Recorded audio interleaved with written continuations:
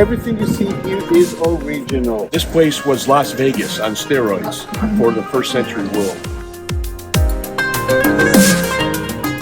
I'm just going to do a quick sweep. What we're seeing at this place, behind us is Mount Carmel. That valley, that's the battleground of Deborah and Sisera. Continuing, Nazareth, Cana, Mount Tabor, Moreh Hill. This is the city of Shunem. This is the battleground of Gideon. Chain of mountains. Right after that valley is Mount Gilboa.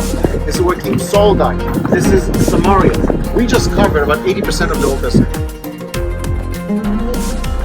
But in order for you to understand Jesus as a boy, why he used those parables, why he used that example, why he taught in the way that he taught, you have to go to Tzipori. If you will not see Tzipori, you will never understand that. What happens with stones when they get hot? Cracks. They crack. You see cracks in those Yes. rocks. The closest field of study to archaeology is detective. Now, you may laugh, but our detectives in the Israeli police, they have a course in archaeology. And so it is in this region that Jesus has this most important conversation. Who do men say that I am? The church is being built, and nothing is stopping it. Nothing will stop it. You see that white road, this is the international border between Israel on the right and Syria on the left. In order for you to see what is Syria, what is Israel, it's very, very, very easy. So the people who came to listen to the word of Jesus, and probably one of his main audience was Duncan, right here. And this city has the largest synagogue in the world from the time of Jesus, that Jesus preached in that synagogue. Jesus comes up, that's what the Bible says. He comes up from the Sea of Galilee, and the man who has unclean spirit comes down from the tomb and meet him. Right behind this tree. Right there. Yeah?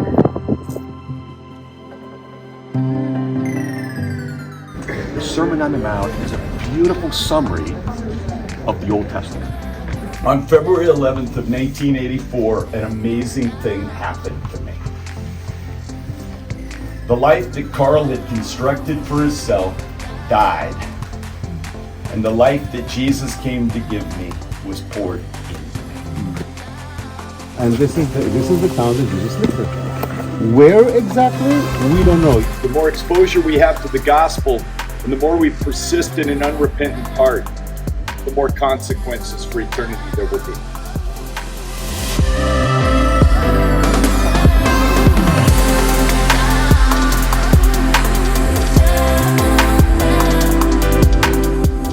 So we have a very, very nice synagogue right here that was here during the time of Jesus, which means that Jesus probably on this building, at this place.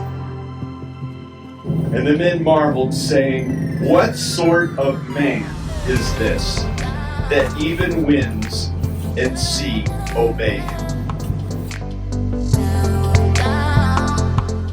So when you are being baptized, you are identifying with a message, with a person, and that's what we're doing here today.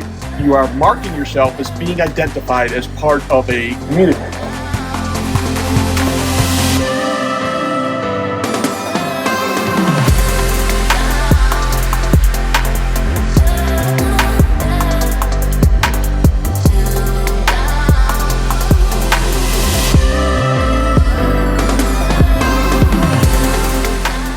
Here is where the kingdom of Saul the person, not his household.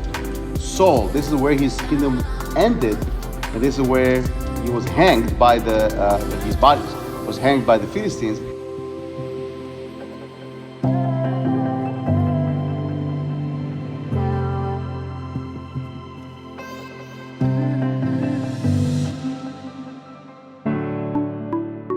Back then, in the year 68 AD, the people who lived here took all the scrolls and hide them in the caves around us. That's what Jewish communities always do.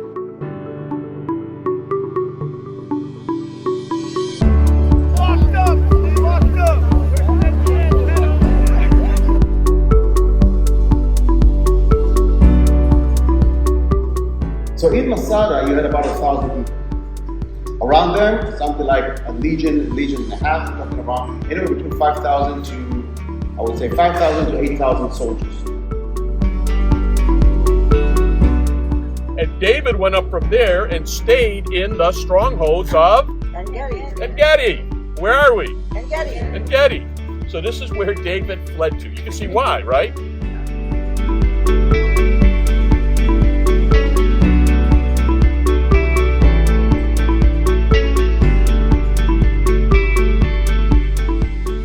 For David, this was a mountain of weeping and grief of loss. For Solomon, he came up here and turned it into a mountain of idolatry. Here he had just been blessed radically, and he comes up here and turns it into a mountain of idolatry. Here we see Herodian Street. Here we see Herodian stones. This was part of a major archway that probably had steps to come down so people could get up onto the temple area. So this is an amazing spot to kind of look at. Well, the birth began on the day of Pentecost, upper room, but then when Peter preached and people were hearing in their own language and they responded, then they were baptized. So this would be the area in which most likely they were baptized. Where Peter preached, of course, could be here. All of this is the Western Wall, but the one which is open to the public is this, and actually when we were today. Now, this is also part of the Western Wall. The Western Wall is the whole thing.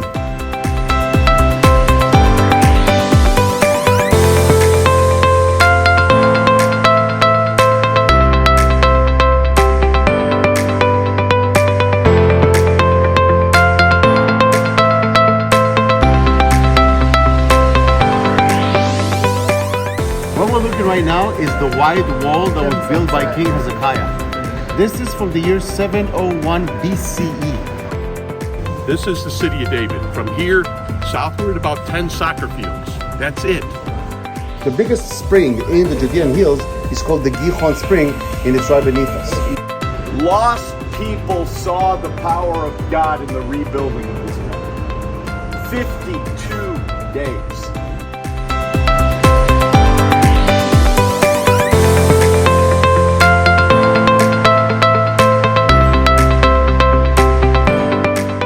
We are not in Bethlehem, we're in the outskirts of Bethlehem. We are at Shepherd's Field, which is the outskirts of Bethlehem.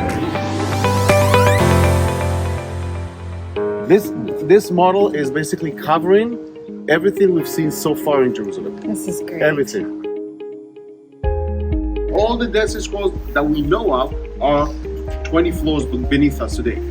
It's an atomic bombshell. At the time of Jesus' Passover, it would have been very busy.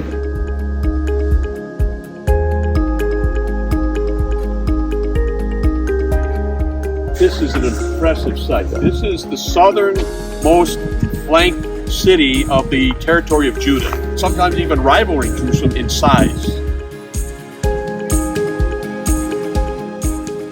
One of the things he does is he puts his helmet on David. Saul, would you put your helmet on David? Take it off and put it on David. He just crowned him. The mantle is passing.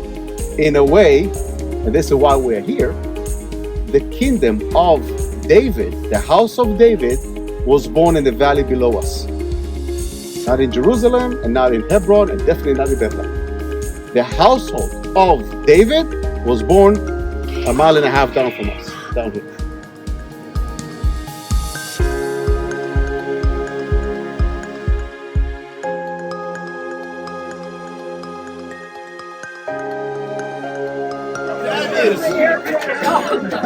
Yeah. This is a latrine. All right, thank you.